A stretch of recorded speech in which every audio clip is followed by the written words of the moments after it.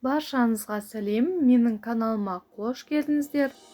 Бүгін біз дәмді, өте жұмсақ шығатын пицца жасайтын боламыз. Алдыменен қамырына иректен өткізілген 350 грамдық ұнымызды саламыз. 175 грамдық жылу суымызды құямыз. Bir аз қасық шекерімізді саламыз. 20 грамдық сұйық майымызды құямыз. Bir şay kaşık tuzumuzu salamız. Және де bir şay kaşık aşıtқымызды salamız. Бәрін жақсылап араластырып, жақсылап қамыр едейміз. Қамырымыз дайын, өте жұмсақ, қолға жабыспайтын қамыр шықты. Енді жылы бөлмеге пленкаға 30 минутқа қоямыз. Міне бізде 30 минут өтті. Қамырымыз сәл көтерілді. Енді пленкамыздан шығарып, қамырымызды екіге бөлетін боламыз. Екіге бөлінген қамырымызды осылай қолмен илейміз. Енді ыдысымызға қамырды екі жағына екі бөліп қоямыз. Бетіне сұйық майларымызды құйып, жақсылап қолымызбен жағып шығамыз.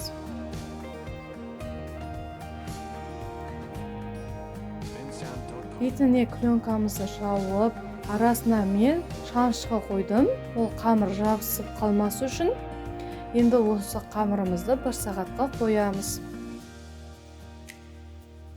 Міне бізде қыздар 1 сағат өтті. Пленкамызды алып, қамырымызды жаятын боламыз.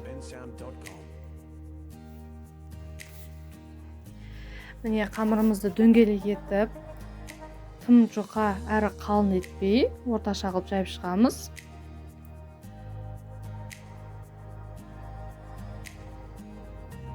Қамырдың шеттерін осылай дөңгелетіп, түйіп шығамыз, үстінен басып. Енді қамырымыздың бетіне майонез бен кетчупымызды құйып аламыз.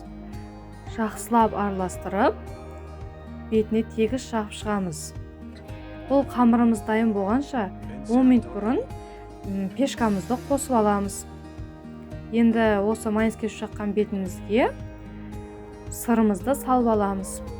Өзіңіз қалауынша турап алған шұжықтарыңыз бен қызанақтарыңызды қалауынша әрлеп қоясыз. Енді қызып тұрған 200 градус пешімізге 20-30 минутқа пісіріп аламыз. Міне біздің пиццамыз дайын болды. Жұмсақ, қалың да емес, жұқа да емес, орташа қылып шығардық. Міне сырымыз созылып шығатындай жұмсақ пицца шықты. Ас болсын.